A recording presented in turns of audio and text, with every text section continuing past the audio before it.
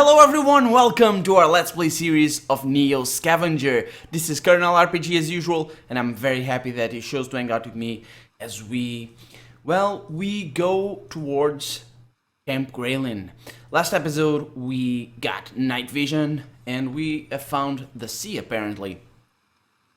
And things have been going well. I cannot complain at all, because for this is, after all, my very first Let's Play on YouTube, and to manage, and it's one of the first times actually that I've managed to evade danger and evade death, generally speaking, so well in NEO Scavenger, because this game it rewards patience, but above all, it rewards caution. It rewards caution. And I'm now that I think of it, it's very how should I put it? It's not that I'm a better player than other players, because after all, I mean, you just need to know a couple of things about NEO Scavenger to do well at it, or rather, as well as could be expected. Because, you know, it's always a balance. I mean, there's RNG, and then there's how risky you behave, or how much risk you take, and that sort of stuff. But then again, how our character isn't really particularly bad.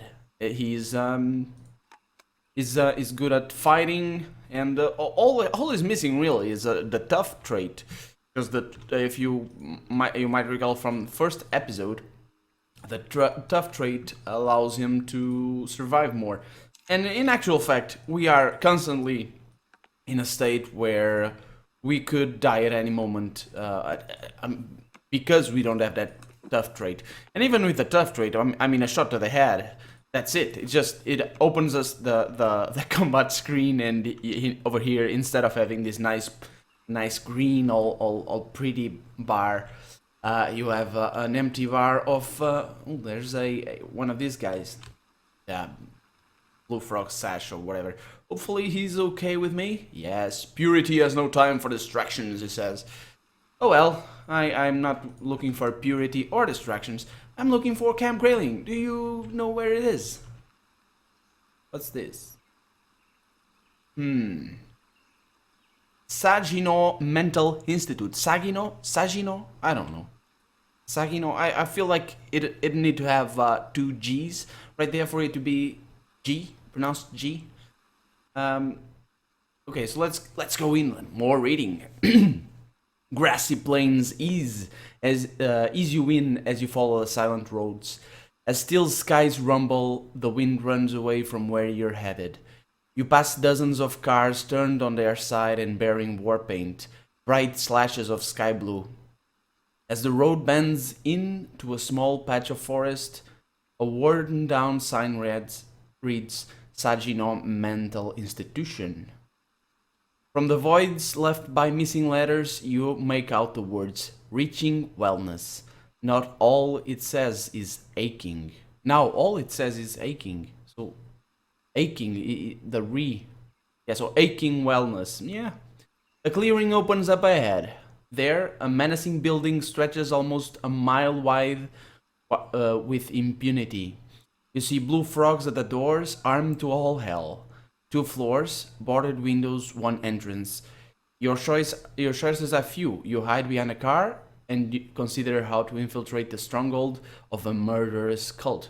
Yes, they aren't as bad as the Bad Mothers.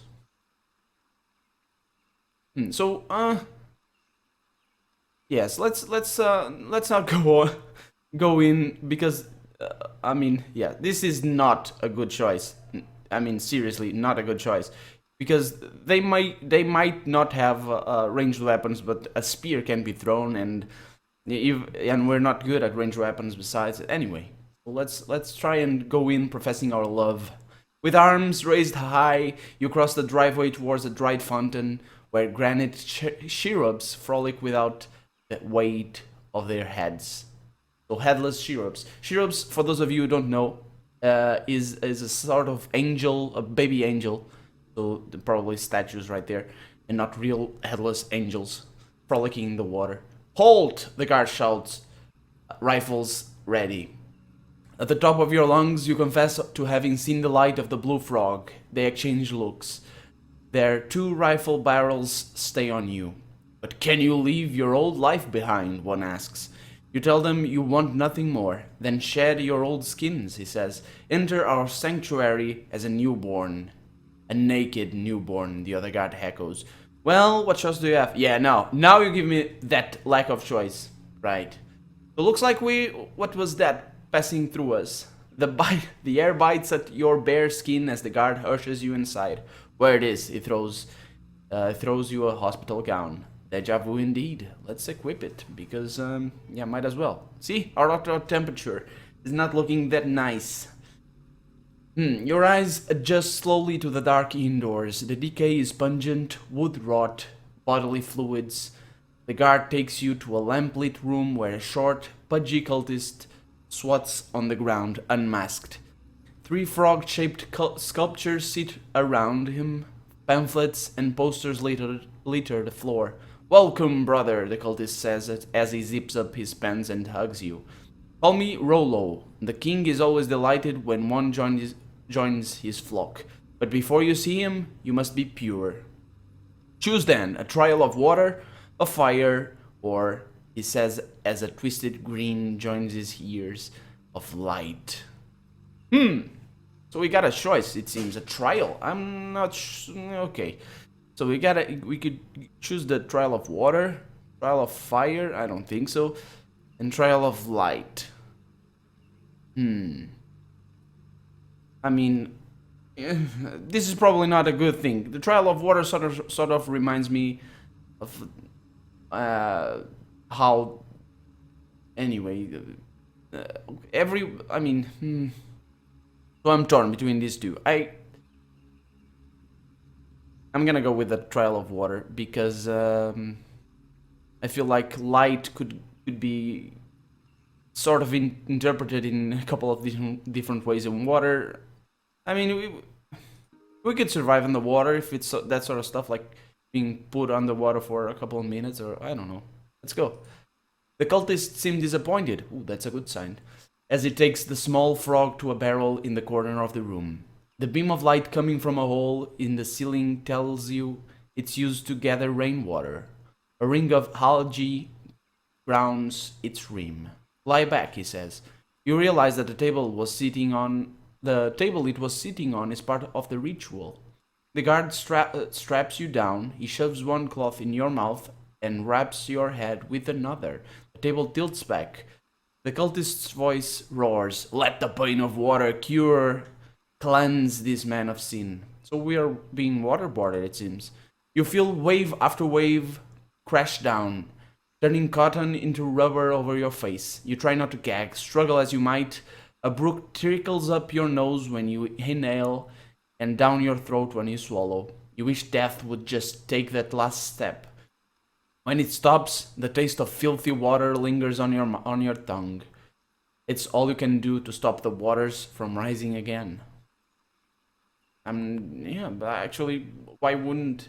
In a situation where you've just ingested so much dirty water, I mean, for rainwater must be dirty anyway in this post-apocalyptic world, but why wouldn't you throw it up? Because I mean, if you ingest food that's poison or something and go to a hospital, they effectively clean your stomach, and that's like throwing up. And anyway, why would you not want to throw up the water? You're dragged from the room. Voices congratulate you, but as if from miles away. You feel like you're waking with the slowness of surfacing through tar. You become aware that you're in a large auditorium with a dome structure in the middle. Before it stands a blue frog, clad in ornate robes and a gas mask with a crown motif, standing on a dental chair. You hear only the tail end of his sermon. "And for your piety we welcome you, brother. Now speak your name." Okay, so Yeah, let's go with our real name because, yeah, we might as well. I'm Philip Kindred. The air leaves the room, all is silence. Could it be true, King? One of the cultists asks. Could he be the one? For a moment, the Blue Frog king is stunned. Kindred, he repeats. Thus shall return our savior and our sign, bearing a name of brotherhood. Every one of them repeats the passage. They begin chanting praises that rise and blend together in the air, welcoming and foreboding at the same all except one man in a raven-beaked gas mask, standing still beside the king, his gaze fixed on you like a stone. Ooh, so we're some sort of messiah or something for these guys. They're all crazy, but you know, might as well be regarded as a god on earth than I mean, some sort of heathen or anything. We did profess our love, and we did, you know, pretty well in our quotation mark trial by water. The crowd of blue frogs begins to descend into mania. The king must sense it too, because he immediately calms them down. Brothers and sisters, he says, for how long have we waited for the Savior to deliver us? How long have I waited? And how long had my father before me? Each of us walks this path, the long path of faith, trusting we will reach our destiny. Today we see an end to our journey. But as it is written, and as we know, the message lies buried deep in the soul of the Savior, and only I, the king who wields the book of the water lily. What? What? The king who wields the... I wouldn't be able to be the king because I wouldn't be able to keep a straight face saying that stuff. Anyway, only I, the king who wields the book of the water lily, can unearth it from the depths. I know that word. Anyway, come, the king says to you. Let us perform the remembrance ritual. I'm not... Another ritual? Oh, the other ones were trials. Now this one is a ritual. Okay. The king and the other dude, take you to the northern end, passing increasingly more lavish blue banners. Lanterns dot the dark hallway, illuminating cult symbols on the wall. The compound blends the clinical charm of mental hospitals with the blood-smeared piety of a pagan temple. The king stops at the set of locked doors. Bishop, he says to his second, go take care of the injections. But king, the king hurls him against the wall with surprising swiftness. After his point is made, the bishop slinks away. I do my best to help, laments the king as you head inside. The room is barren of life. No symbols, no trophies, no weapons. It covers the necessities. A bed, a table and 2 chairs, a chamber pot. Otherwise there is only a stand, a safe, and a lot of empty space. The king sits you down. The scriptures say you were wronged, Savior. You had a truth in your hands, and when sinners could not take it away, they buried you inside yourself. But we can bring you back. We can take back the truth that can save this world. Fire and tears fill the eyes of the king. Fire? Why would fire... what? Who are you? Oh, is he saying... No. Who are you? What happened to you? And who was responsible? All could be moments away. Also, another step towards our forgotten path, it seems. From a hidden slot at the center of the table, the king pulls a metronome with a flashing light and continues. Just relax, Savior. Let all thoughts flow away. The sinners used to call this regressive hypnosis. All you need to do is let the light into your eyes and my voice into your ears. That's the beginning of a Dream Theater song right there. You stare at the white circle, a minute passes, then another, then another. You don't even realize when it kicks in. White clouds blurring, decay waning, rising murmurs from the click, click, click, click. Saginaw, a lifetime ago, alive with patients and staff. The entrance foyer, a reception desk, nurses with hair extensions and powdered noses. A man to the left in a dress shirt under a blue hoodie. A man signing pre-admission papers for patient Philip Kindred. A man signing as Bertrand Ferries. A man looking up. A man without a face. That's also a Dream Theater song right there. White clouds again. Teeth on leather. Pain and everything. Pain and nothing. For all the intensity of the images, it just feels like you snapped out of a daydream. The king sits across from you, mask removed, his hollow green eyes desperate for hope. Has the truth returned to you, Savior? Do you know what we must do to save our church? Suddenly you realize just how much power you have in that moment. Oh, yeah, I bet. You consider your next words carefully. Okay, so tell him the Church of the Blue Frog is doomed. Tell him to believe in the Blue Frog. Tell him you have no answers. Tell him the church needs a new king. Okay, so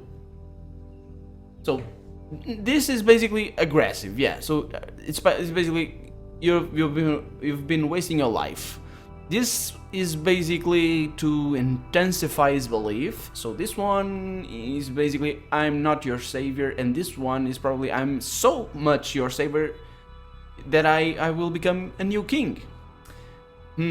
I'm not sure these two, basically this one entails quite a bit of risk. If they misunderstand me, no. This one also quite risky. If they think I'm not their savior, they might do bad things to me.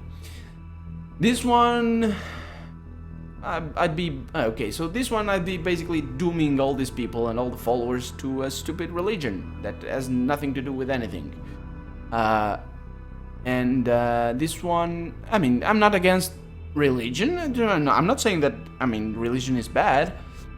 I'm not saying that. I'm just saying that I'm not sure Philip Kindred would agree with me. Yeah, Philip Kindred is gonna say that the Blue Frog Church is doomed. The king's face turns pale. Oh yeah, because his messiah just said, this is all a bunch of BS. He takes a thick, disheveled book from a fold in his robes and flicks to the very last page. But what of this? He pleads. On one side is a crude painting on a vaguely amphibious black shape in a tall rectangle of blue. On the other side is the following text. Only frogs will survive the flood. We've already heard of that, haven't we? Where's that from? It sounds vaguely familiar, actually.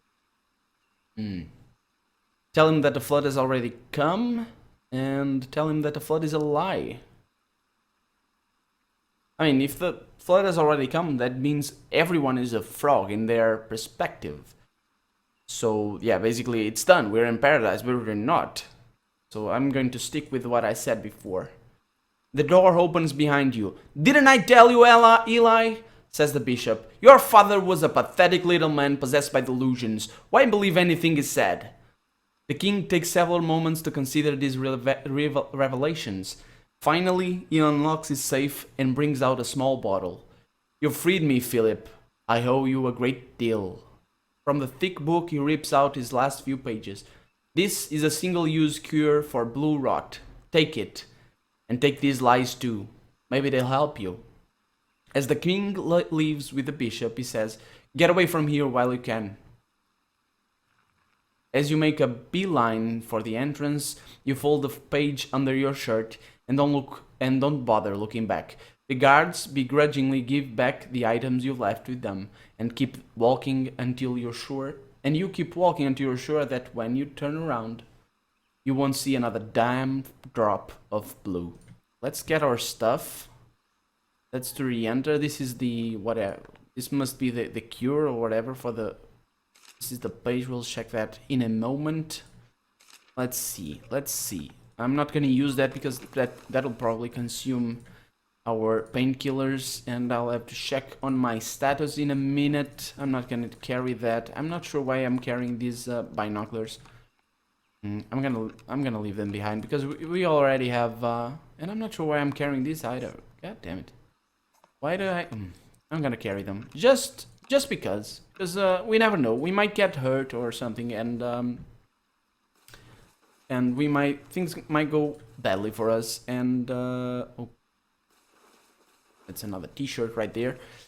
I know the order of my clothes. I know how to put them on properly. Anyway, we never know what will happen, what might happen. Keep the gloves there. Nope. I'm gonna take this, and I'm gonna take this as well. So I'm gonna take this and read it later, after I'm far away from here. And this is my shoe. Is it? It seems to be. This is another shoe of mine. Hopefully nothing in here. No. Okay, so I don't want anything to do with the Saginaw mental institution again. As per... Okay, so this is King Elias. Elias. I don't know. I said Ellie when he abbreviated his name, but we're not going back to Detroit. We're going north. We're getting as far away from here as the king said. Let's check it out. You look at the pages from the Blue Frog book. 2 of 3 are pure drivel. On the third, however, is an old drawing. Within the solid blue rectangle, bounding a frog shape, a figure 5 forms a tattered void in the coloring. Through it, you confirm that it's your discharge form from Saginaw. You make out one item under admitted belongings. Warding talisman, a Anishinaabe tribe. That's it. I might just skip this. And maybe somebody will know. Okay, so this is the cure for the blue rot. It said something about that. This must be it. I'm not gonna cure myself right there because I don't have the blue rot, hopefully. I mean, the blue rot, you get the blue rot by dealing with infected individuals. Oh, they're amassing on me. They are amassing on me. Oh, okay. So they are not that pissed at us as of right now. We did get rid of their king, effectively. Basically told his king that, nah, this is all BS. Might as well go wherever you want, because you're wasting your time. And yeah, they didn't seem very upset. We got a Yukon backpack, which is always great. I'm going to, what am I going to do? I'm going to put my stuff in here. My stuff in this nice little, not very little actually, it's a huge backpack, but whatever. I'm gonna put my stuff in there and stake right there. Didn't mean to do that. Never mind. Not in the same order, but not a problem right now. I might as well, let's see, this is a 6%, yes. Might as well carry my water in here because my makeshift sack is about to fall off. And basically, oh, I'm looking at the artwork, looking right there, and I see it looks like raggedy bits, but no, I guess everything. This one is also in pretty good condition. It has some bits. I wouldn't think that the icon for the backpack would change depending on its. It would be a cool thing, but it could change depending on its durability state. But anyway, I think this is about it for this episode. Next episode, we're still gonna go for a little while. We still have time. I mean, I could. Oh no! What the hell? Yeah, because I said this before, and so I'm gonna need to boil my water. And I got a bit of water right there. I'm gonna need to boil my water, and I'm gonna do just that. And I said this before. The north in this game, the north region of Michigan, is full of dogmen. Yeah, that's what it's full of. Yeah, and it's not very nice. It's not a very nice place because it's full of nice loot. Don't get me wrong. I love the loot, but I don't love the dogmen because they don't love me. If they love me, I'm okay with that. I like animals. As I said before, I like people and I like dogs as well. Dogs are very nice, and all that. And I'm okay with the old notion of dogman. But in this case, I'm not so okay because they are mean. It seems like the dog was feral and the man wasn't very friendly either. So let's try and go for this check in the woods. Ooh, got a packet of ketchup right there and some jelly beans. Got a boot right there, so we can finally have matched boots right there. What's this? Fancy style ketchup. Yeah, that's another one because it's a stack of 10. They get lockpicks, which is great. And let's check our noise traps there. Okay, so now in this situation, I'm gonna pass the turn right now. Hopefully that dogman didn't see me or anything. I'm going to go over here. Okay, so it looks like, yes, looks like we're safe. That's a noise right there I make when I'm scared. Oh, you found a disused correctional facility. There's lots of facilities around.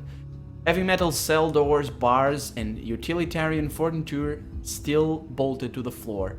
Doesn't take long to see that you aren't alone. One full block of cells is occupied, guards lounging around, all wearing torn leathers. Gangers. Met them before. They're meat market dealers. Deal mostly in slaves, all kinds. Breeders, workers. I almost said another word right there. The font in this game. Anyway, prostitutes. Sometimes the eating kind. Always a big demand for those. So, if you deal direct, maybe you could swing a good deal on a slave. I don't want a slave. A lot of plastic rubbish around might be able to snag that lighter and start a fire. The toxic fumes may take care of the rest. That might seem like a good idea right now. Looks too well guarded. Whoever's in the cell needs your help. Okay, let's help them. I'm gonna get in trouble. I am sure I'm getting risky, but maybe you can say I'm gonna get in trouble. You managed to crawl to an old vent window near the roof, giving you a good view of the entire block. It takes a while, but you realize there is no way you are going to be able to reach the cells. The slavers appear casual and unconcerned over possible security breaches, but you can see that it is just a facade. An elaborate trap to fill up the cells. You become concerned that the vent might be booby-trapped or alarmed. Cautiously wriggling your way back out, you manage to exit safely, but not before happening on a box taped to the roof. Must have missed it on the way in. Let's check it out. Oh, it's full of rocks and crap. Great. Okay, we tried our best. We tried to save them. We're not in a great position because we don't have a vantage point over the. No, I don't want that. Vantage point of over the surrounding area, and that from our previous experience, that might be a good idea. Get one of these. This is great. Okay, we're burdened. Not a problem. Let's put it over here. This is more important than our water. Actually, water is more important than that. I use much more water than that. If I don't have water, that's the end of Philip Kindred. Yes, that's the most important thing in NEO Scavenger. It's water, even more than food. Because food, food is important, but water, you can make a fire. Okay, so hopefully at an advantage point right there, we're thirsty.